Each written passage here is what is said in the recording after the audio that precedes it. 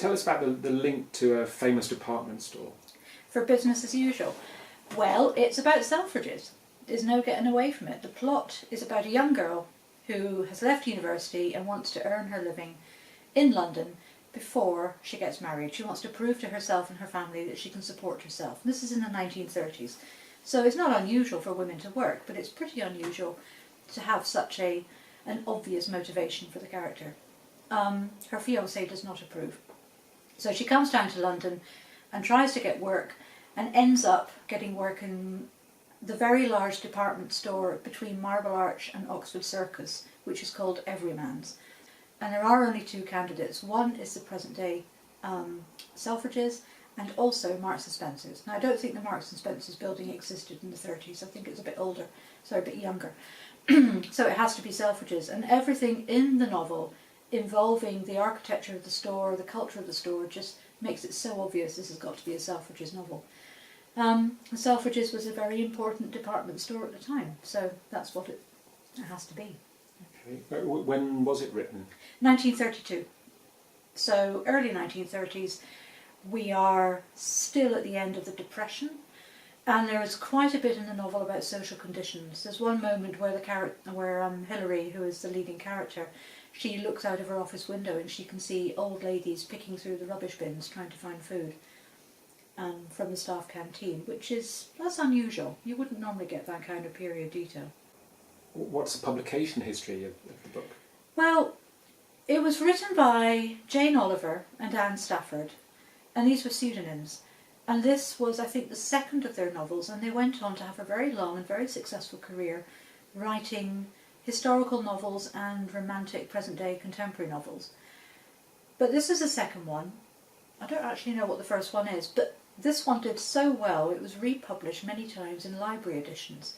So for that period, that was a definite sign of popularity, because it means even if the book was maybe a little expensive to buy, lots of people wanted to read it, so library editions had to get being produced again and again, because if a library book gets lent out lots of times, it eventually comes to pieces, so you have to have more copies than that.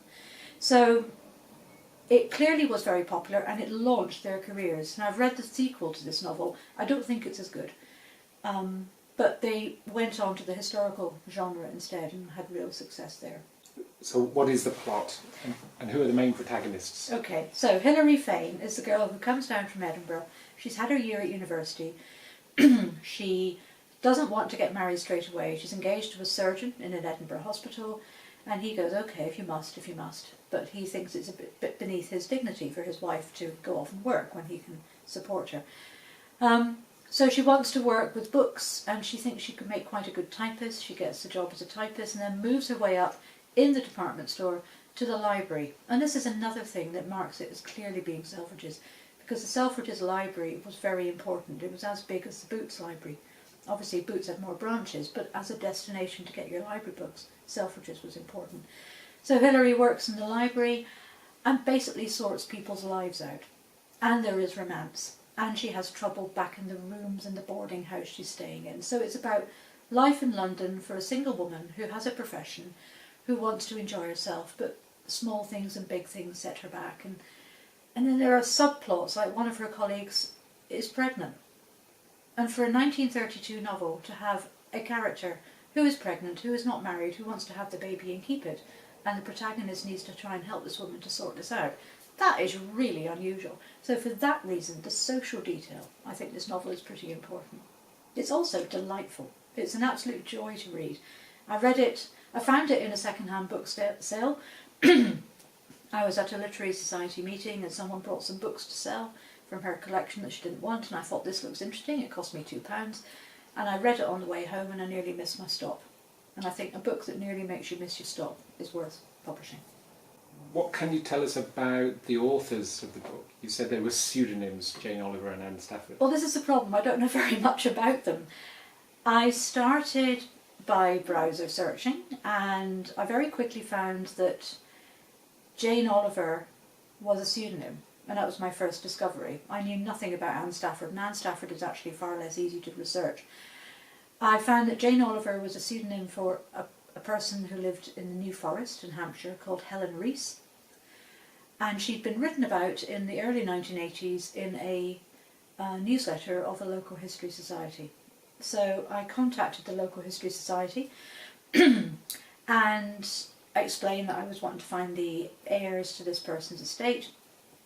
Could they help me? I got a phone call when I was just getting off the train at Oxford, because I was about to go to Oxford University to give a lecture, and it was the secretary of the local history society who said, I may possibly be able to put you in touch, but I would like to know more about what your plans are. So I said, well, I'm at Oxford about to give a lecture, and I'm a publisher, and I was to drop all the heavyweight information in. And the upshot was he knew the heir, and I am now in touch with the heir to Helen Reese's estate, and the heir put me in touch with the heir to Anne Stafford's estate. So between the two of them and their agent, we came to a contractual agreement. But it took quite a lot of making it obvious I was not going to ruin the reputation of either of the two authors, and I was a serious publisher. But I think everybody is very pleased with the result.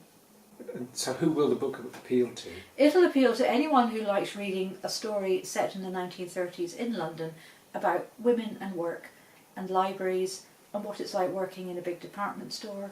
The novel is told in letters, and it's illustrated with delightful line drawings by Anne Stafford, which I'll be reproducing. So it's a delight to look at. It's just joyous. It's a charming, delightful read. I think it has the potential to be another Miss Pettigrew Lives for a Day, which was that hugely successful novel that Persephone Books brought out several years ago. It's the same kind of tone. It's the same kind of focus on women working together, women's lives, women helping each other, and just what life was like. It's great. And when does it come out? This will be coming out in March 2020.